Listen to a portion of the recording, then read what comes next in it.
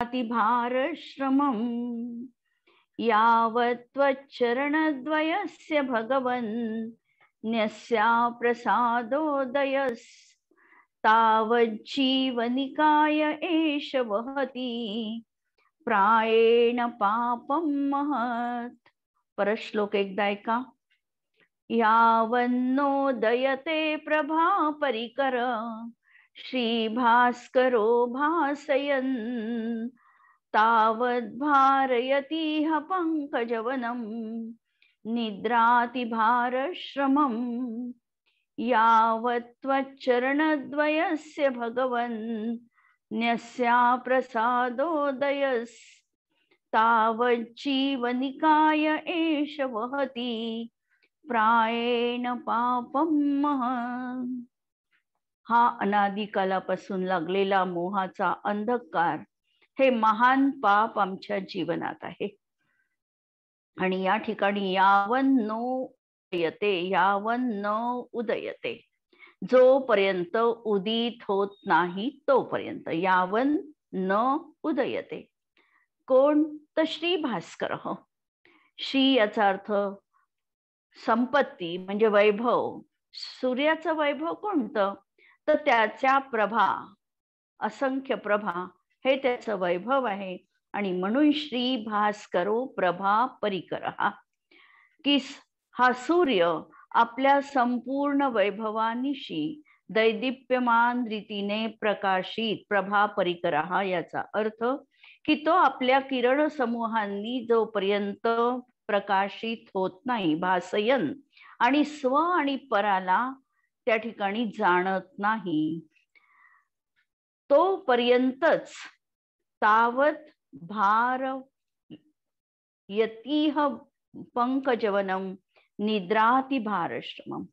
तोपर्यंतच हे जग, इह जगती, या जगतामध्ये पंकजवनम, पंकजवन म्हणजे कमळांचं वन, हे तोपर्यंतच निद्रिस्त राहतं. जोपर्यंत सूर्य आपल्या सामर्थ्यानिशी पूर्ण प्रकाशित होत नाही, उगवत नाही, तोपर्यंतच हे पंकज वन म्हणजे कमळांचं जे वन आहे हे निद्रिस्त राहतं.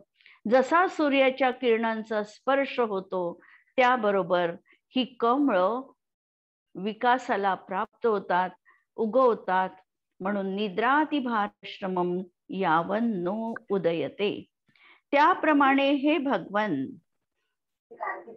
त्वच्चरणद्वयस्य, तुझ्या चरणद्वयांची जोपर्यंत हा जीव शरण घेत नाही किंवा जोपर्यंत प्रसाद या जीवाला प्राप्त होत नाही, प्रसन्नता जोपर्यंत हा जीव अनुभवत नाही, उदय होत नाही, तोपर्यंतच तावत जीवनिकाय, तोपर्यंतच हा जीवनिकाय, निकाय याचा अर्थ समूह, संसारी प्राण्यांचा समूह, पापम महत प्रायेण वहती, तोपर्यंतच हा जगतामधला प्राण्यांचा समूह अशा प्रकारचा पापांना वहन करतो किंवा पाप त्याच्या जीवनामध्ये त्याला सहन करावी लागतात. भक्तांबर काव्यामध्ये अशाच प्रकारचा एक श्लोक त्या ठिकाणी ठेवलेला आहे की नात्यद्भुतम भुवनभूषणभूतनाथ भूतेर गुणेर भुवि भवन्तमभीष्टवन्तः तुल्या भवन्ति भवतो ननुतेन किंवा भूत्याश्रितम य इह नात्मसमम करोति. जो तुझ्या शरणाला येतो त्याच्या जीवनामध्ये तू त्याला तुझ्यासारखंच करतोस. न याच्यामध्ये काहीही आश्चर्य नाहीये. कारण एखाद्या श्रीमंत व्यक्तीकडे जेव्हा एखादी गरीब व्यक्ती जाते आणि ती श्रीमंत व्यक्ती त्या गरीबावर प्रसन्न होते, तिला तिचे गुण आवडतात, त्यावेळेला सहजच ती व्यक्ती आपल्यासारखं समोरच्या व्यक्तीला देखील तेवढाच महत्वपूर्ण दर्जा देतो. जसं सुदामा आणि श्रीकृष्णाचं उदाहरण आपल्याला माहिती आहे की श्रीकृष्णाने जरी सुदामेशी मैत्री केली तरी सुदामाला स्वतः सारखंच त्यांनी बनविलं. याच्यामध्ये कोणतंही आश्चर्य नाही, कारण उदार व्यक्ती यांना वसुधैव कुटुंबकम हे ते मानतच असतात आणि स्वतःसारखंच ते इतर जगताला देखील पाहतात. त्यांच्या दृष्टीमध्ये श्रीमंत गरीब हा भेदच नाही आणि प्रत्येकाला आपल्यासारखं बनविण्यासाठी ते आतुर देखील असतात. याप्रमाणे हे भगवन, तुझ्या चरण सानिध्यामध्ये जी व्यक्ती पोहोचते तिला तू तुझ्यासारखंच बनवितो, कारण तू ज्या मार्गाने गेलेला आहे तो मार्ग दाखविण्यासाठी तू दीपस्तंभाचं कार्य निरंतर करत आहे आणि तिथे जगताच्या प्राण्यांना त्या मार्गाने तुम्ही या, हा सुकर आहे हे स्वतःच्या उदाहरणाच्या माध्यमातून ते दाखवून देत असतात. आणि या ठिकाणी उदाहरण दिलेलं आहे, सूर्याचं उदाहरण दिलेलं आहे की सूर्य जसा उगवल्यानंतर रात्र त्या ठिकाणी सूर्यविकास रात्री मिटलेली कमळं ही जशी ताबडतोब उगवतातच उगवतात, त्याप्रमाणे या जीवानी जर तुझ्या चरणांचा आश्रय घेतला तर त्यांच्या जीवनामध्ये कोणत्याही प्रकारचं कष्ट उरू शकत नाही, कारण तू त्यांना स्वतःसारखंच सामर्थ्यशील आणि सुखकर आणि पुण्यकर अशा गोष्टी जीवनामध्ये प्रदान करणार आहे. हा अकाट्य विश्वास भक्ताच्या अंतःकरणात आहे. ज्या वेळेला आचार्यांनी हे स्तवन प्रारंभ केलेला आहे त्यावेळेला आचार्यांच्या जीवनामध्ये नैसर्गिकरित्या शारीरिक आपदा आलेली आहे. शारीरिक आपदा आली असताना सल्लेखना घेण्याशिवाय दुसरा पर्याय त्यांच्या समोर त्यांना दिसत नाही. आणि तरीही जीवनामध्ये भगवंतांच्या विषयी इतका उत्कट उत्साह, इतका प्रशस्त अनुराग जीवनात आहे की त्या भक्तीच्या प्रसादामध्ये आचार्यांनी स्तवनाला प्रारंभ केला आणि अत्युच्च पातळीवर या श्लोकामध्ये ते येऊन पोचले. जर हे भगवन तू माझ्या जीवनात आहे, माझ्या हृदयामध्ये तू प्रवेश केलेला आहे, जर मला माझ्या अंतःकरणात मी जर तुला स्थान दिलेलं आहे तर जगातील कोणतंही पाप तुझ्या समोर उपस्थित राहू शकत नाही. जसं एखादा कोतवाल बघितल्यानंतर चोर त्या ठिकाणी थांबू शकत नाही, तो पलायनच करणार आहे, त्याप्रमाणे जिनेंद्र भगवंतांचं केवळ सानिध्य जरी आमच्या जीवनात असेल, त्यांचा वरदहस्त जर आमच्या जीवनामध्ये असेल तर अशा प्रकारचं कितीही महान पाप जीवनात असेल तरी देखील ते त्यांच्या समोर उभं राहू शकत नाही. ते पाप निश्चितपणे निघून जाणार आहे. मग याचाच अर्थ त्या पापाचं संकलन होणार आहे, कारण पाप जे केलेलं आहे त्याचा उदय जो आलेला आहे हा आम्हाला उदय तर येणारच आहे, पण उदय येत असताना जसं कर्म आम्ही करू तसंच ते उदयाला येईल असं नाही आहे. कर्म सिद्धांत सांगतो की कर्म बांधत असताना आम्ही ज्या परिणामांच्या माध्यमातून कर्मबंध केलेला आहे तशाच रीतीने कर्म उदयात येईलच असं नाही. सत्तेमध्ये असलेल्या कर्मावर अनेक प्रकारच्या प्रक्रिया होत असतात. त्याचं कधी उत्कर्षण होतं, कधी अपकर्षण होतं, कधी संक्रमण होतं, कधी त्याचं निधत्तीकरण बंद होतं, कधी सुरू होतं. अशा तऱ्हेचे अनेक स्थित्यंतर सत्तेमधल्या कर्मात होत असतात. भगवंतांची भक्ती आरंभ केल्या जीवानी प्रशस्त अनुराग जीवनात आला की त्याच्या जीवनामध्ये तिकडे पाप कर्म जे आहे ते पाप कर्म बदलायला सुरुवात झाली. तिचं रूपांतरण झालं. ते ज्या रूपामध्ये बद्ध झालं होतं त्या रूपामध्ये ते राहू शकत नाही. त्याच्यामध्ये पुण्यरूपाचं संक्रमण निश्चित होणार आहे आणि म्हणून या ठिकाणी हे सांगितलं की त्याच्या जीवनात पाप कर्म नष्ट झालेलं आहे. अशा प्रकारचं भगवंतांच्या स्तुतीमध्ये सामर्थ्य आम्हाला पाहता येऊ शकतं. आणि या स्तुतीला घेऊन त्यांनी या 8व्या श्लोकाची अद्भुत अशी रचना त्यांच्या जीवनात झाली की हा पुढचा 8वा श्लोक म्हटल्यानंतर आचार्यांना दृष्टी आलेली आहे. जे त्यांचं डोळ्यांचं काही संकट होतं, डोळे जे त्यांचे दृष्टीहीन झालेले होते, ती त्यांची दृष्टी वापस आली. आणि दृष्टीम प्रसन्नाम कुरु असं पुढच्या श्लोकामध्ये आचार्य म्हणणार आहे. आणि हे शब्द उच्चारायचे अवकाश की त्यांना दृष्टीची प्राप्ती झालेली आहे. आम्हाला असं वाटतं की असा चमत्कार कसा काय जीवनामध्ये होऊ शकतो, किंवा आचार्यांनी या डोळ्यांना आम्हाला दृष्टी प्राप्त व्हावी म्हणून ह्या स्तोत्राची रचना केली, म्हणजे ते देखील या आकांक्षेतून सुटले नाही असं आम्हाला सकृत दर्शनी स्तोत्राचं पठण करताना वाटतं. परंतु खरा अर्थ जर आम्ही बघितला याचा, तर आचार्यांना ज्या वेळेला, किंवा पूज्यपाद आचार्य मुनी अवस्था आहे त्यांची, मुनी अवस्थेत असताना जर कषायांचा आम्ही विचार केला तर त्यांच्या जीवनामध्ये 16 कषायांपैकी अनंतानुबंधी, अप्रत्याख्यानावरण, प्रत्याख्यानावरण आणि संज्वलन या 16 कषायांपैकी 12 कषायांचा अनुदय आहेच. म्हणजे त्यांच्या जीवनात अनंतानुबंधी कषाय नाही. म्हणजे सम्यक्त्वाचा घात करणारी आणि स्वरूप स्थित न राहू देणारी ही कषाय चौकडी त्यांच्या जीवनात नाही. अप्रत्याख्यानावरण कषायांचा पण अनुदय आहे की ज्याच्या माध्यमातून देश चारित्र प्रगट करण्यात अडसर निर्माण होतो. प्रत्याख्यानावरण कर्म मुनिपदाला अडथळा आणणारं, त्याचा देखील त्यांच्या जीवनात अभाव आहे, कारण मुनिव्रत त्यांनी धारण केलेला आहे. त्यामुळे 12 कषायांचा अभाव त्यांच्या जीवनात आहे. 12 कषायांचा अभाव आणि केवळ संज्वलनच्या देशघाती स्पर्धकांचा उदय, अशी त्यांची उदयामधल्या कर्माची अवस्था आहे.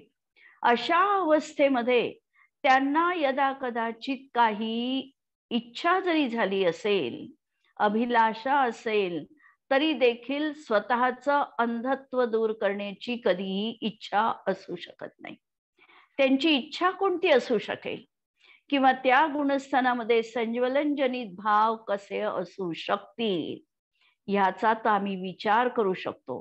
प्रत्यक्ष ते भाव कसे असतील हे प्रत्यक्षात जेव्हा त्या भूमिकेमध्ये आम्ही जगू, किंवा ते जीवन कसं असतं हे अनुभवू, तेव्हाच आम्हाला कळणार आहे.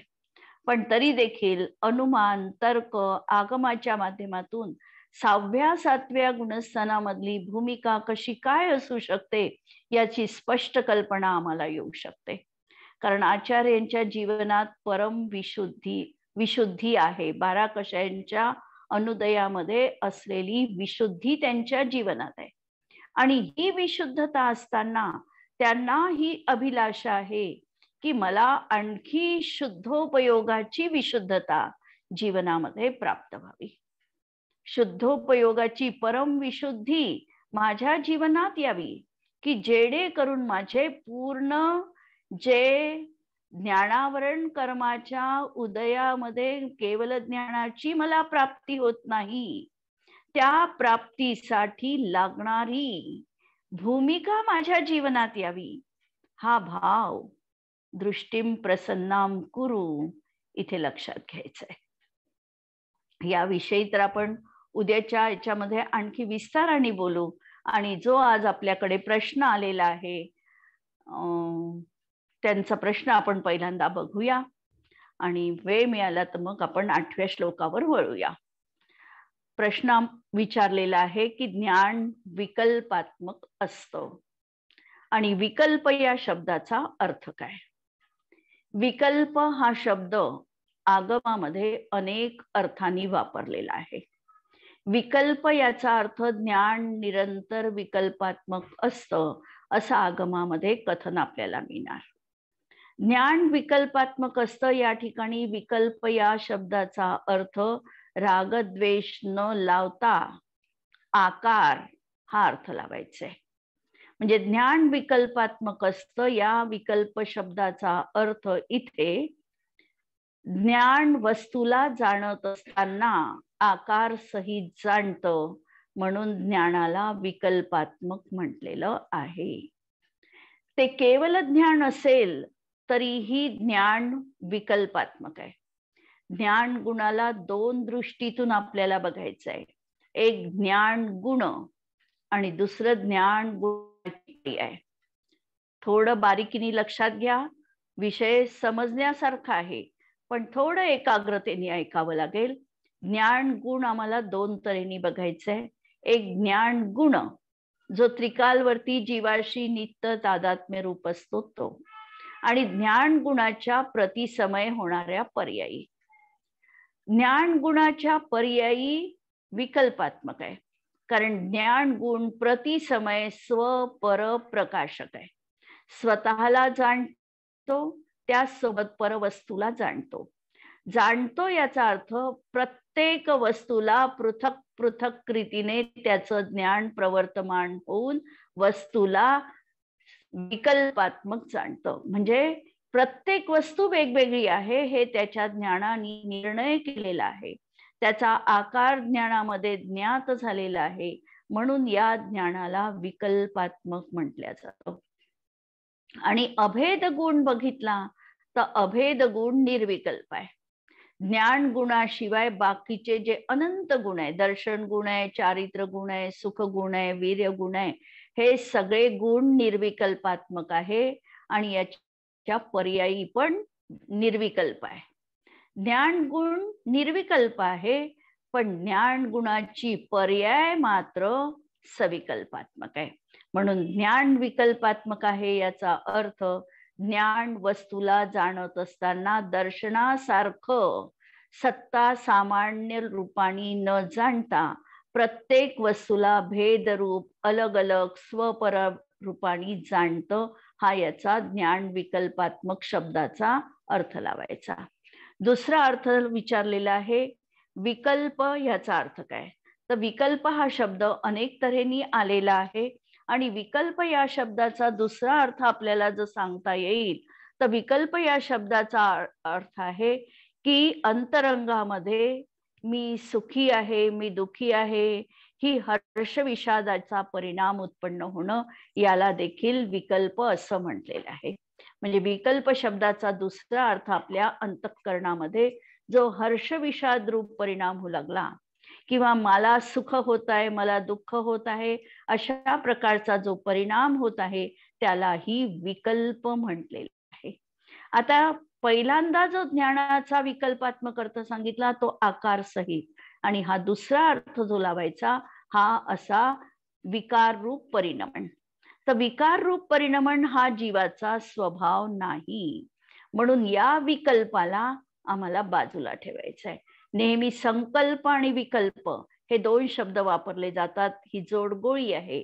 संकल्प याचा अर्थ परवस्तूमध्ये आत्मीयत्व बुद्धी, परवस्तू माझी आहे ही मानणं, हा झाला संकल्प, आणि परवस्तूनी मी सुखी दुःखी आहे हे मानणं, हा झाला विकल्प. या संकल्प विकल्पाला आम्हाला जीवनात दूर ठेवायचं आहे. हा विकल्प शब्दाचा दुसरा अर्थ, की ज्या अर्थामध्ये आम्हाला फसायचं नाही, त्याच्यापासून आम्हाला दूर राहायचं आहे, किंवा अंतःकरणामध्ये श्रद्धा ही ठेवायची की हा जो विकल्प आहे हा म्हणजे जीवाचा स्वभाव नाही. पहिल्या याच्यामध्ये ज्ञानाला जे विकल्पात्मक म्हटलं, हा ज्ञानाचा स्वभाव आहे.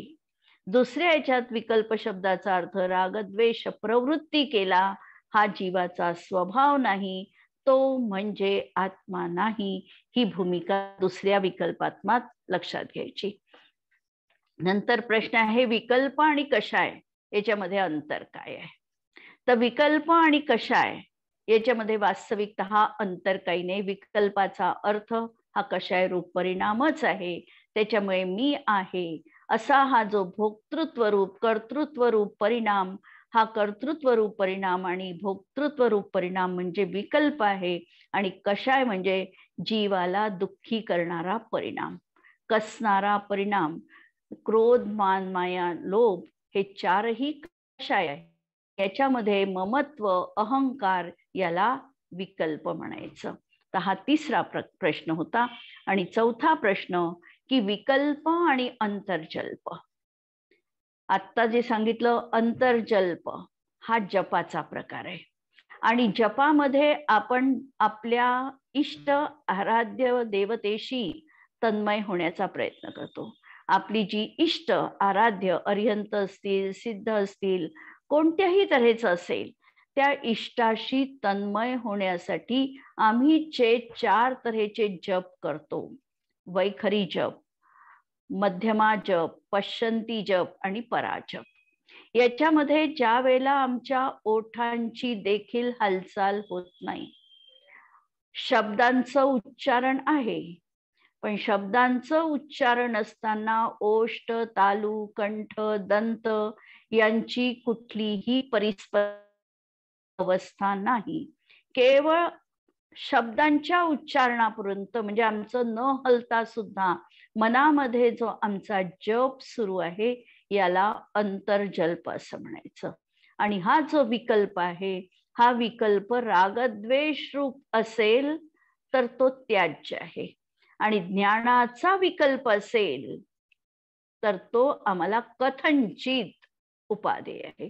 कारण ज्ञान सविकल्पात्मक असल्यामुळे निरंतर हा विकल्प सुरूच असणार आहे. ज्ञानाचा विकल्प सदैव सुरूच असणार आहे, कारण ज्ञान सविकल्पात्मक आहे. ज्ञानाचा पर्याय सदैव आमच्या जीवनात आहे.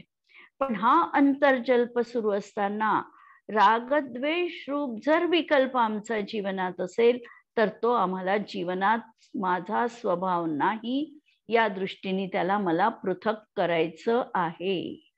म्हणून अंतर्जल्प हा जपाचा प्रकार आहे. याच्यामध्ये मनाची जास्त एकाग्रता असू शकते. मनाची शक्ती एवढी इथे घनीभूत होऊ शकते या अंतर्जल्पामध्ये की आमच्या डोळ्यासमोर साक्षात त्या मंत्राची आराध्य देवता सुद्धा उपस्थित असू शकते.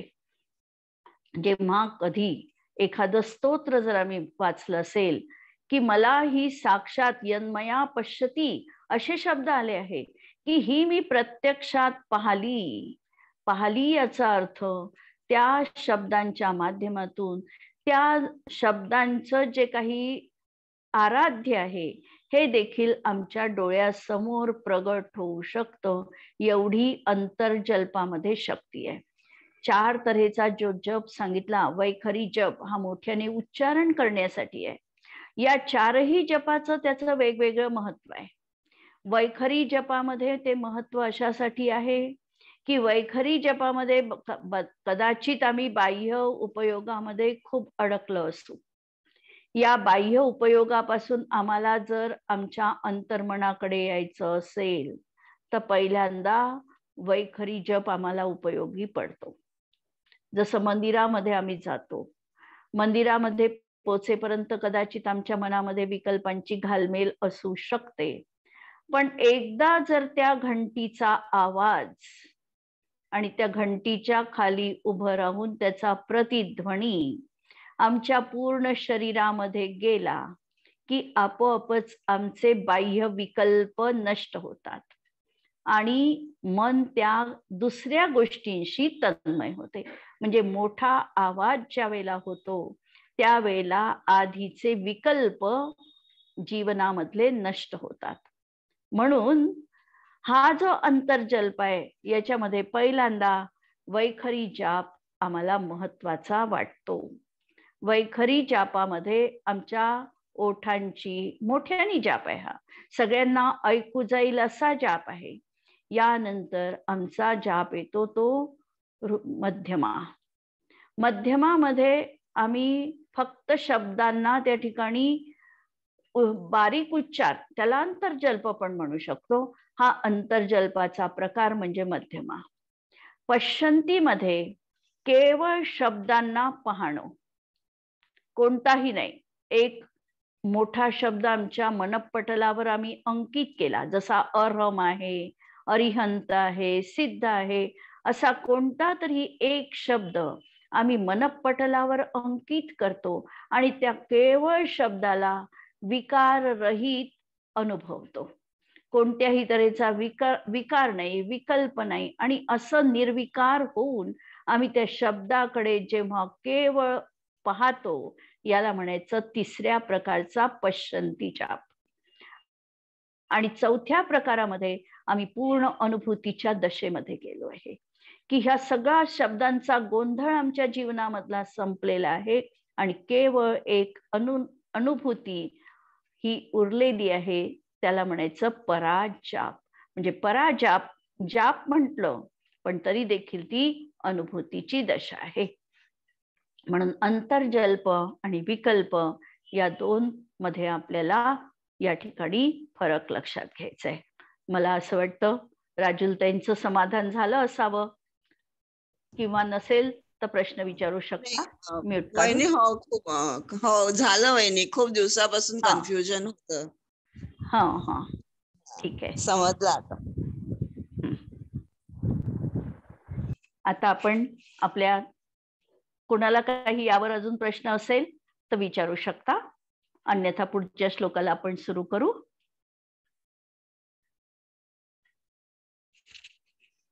ठीक आहे, 8 नंबरच्या श्लोकाला आपण बघूया. 8 नंबरचा श्लोक मी पहिल्यांदा सांगितलं त्याप्रमाणे अत्यंत अद्भुत असा श्लोक आचार्यांनी हा या ठिकाणी रचलेला आहे. अनुप्रास अलंकार या श्लोकामध्ये वापरलेला आहे. आणि श्लोक बघा. शांतिम शांती जिनेंद्र शांत मनस त्वत्पाद पद्माश्रयात् संप्राप्ता पृथिवी तलेषु बहवश शान्त्यर्थिन प्राणिनः कारुण्यान् मम भाक्तिकस्य च विभो दृष्टिं प्रसन्नां कुरु त्वत्पादद्वयदैव तस्य गदत शान्त्यष्टकं भक्तितः. शांतिं शांति जिनेन्द्र शांत मनस त्वत्पाद पद्माश्रयात् संप्राप्ता पृथिवी तलेषु बहव शान्त्यर्थिन प्राणिनः कारुण्यान् मम भाक्तिकस्य च विभो दृष्टिं प्रसन्नां कुरु त्वत्पादद्वयदैव तस्य गदत शांत्यष्टकं भक्तितः. श आणि शांती या शब्दांचा अनुप्रास आपल्याला या श्लोकामध्ये पाहायला मिळतो. शांतिम शांती जिनेंद्र 16व्या तीर्थंकरांची ही स्तुती आहे. आणि 16वे तीर्थंकर शांतीनाथ स्वामी या अवसर्पिणी काळामधले तीर्थंकर. आता या शांतीनाथ भगवंतांची स्तुती आरंभ केली असताना 8व्या श्लोकापाशी पूज्यपाद आचार्य आलेले आहे. भक्तीचा चढता आलेख जीवनामध्ये दिसतो आहे. उत्कट भक्ती आचार्यांनी केलेली तीर्थंकरांची भक्ती, सामान्य मिथ्या दृष्टीने केलेली भक्ती, चौथ्या गुणस्थानामध्ये एखाद्या अविरत सम्यक दृष्टीने केलेली भक्ती, 5व्या गुणस्थानामध्ये व्रती श्रावकांनी केलेली भक्ती आणि 6व्या गुणस्थानामध्ये शुभोपयोगामध्ये तल्लीन झालेले की अंतर्मुहूर्तात जे शुद्धोपयोगात जाणार आहे अशा 6व्या 7व्या गुणस्थानात झुलणाऱ्या मुनींनी केलेली भक्ती. किती फरक असणार आहे. सामान्यांची भक्ती सामान्यागत असणार आहे. तो मागून मागून मागेल तर सांसारिक सुख मागेल. मिथ्या दृष्टीच्या जीवनात तोही भक्ती करताना दिसेल, पण त्याची भक्तीची जाती अलग तऱ्हेची असणार आहे. तो भक्तीच्या माध्यमातून ऐहिक कामनेची अभिलाषा करेल. सम्यक दृष्टीच्या जीवनामध्ये भक्ती असणार आहे. ही लौकिक कामना श्रद्धेतून तर गेली आहे, पण अजूनही अप्रत्याख्यानाच्या उदयामध्ये कदाचित एखादा मोठं संकट समोर ठाकलं तर कदाचित चारित्र मोहवश, 2 तऱ्हेचे कशाय लावायचे. एक दर्शन मोहजनित आता संपलेला आहे. चारित्र मोहजनित कशाय विद्यमान आहे. त्या अनुषंगाने रागद्वेष परिणामही आहे.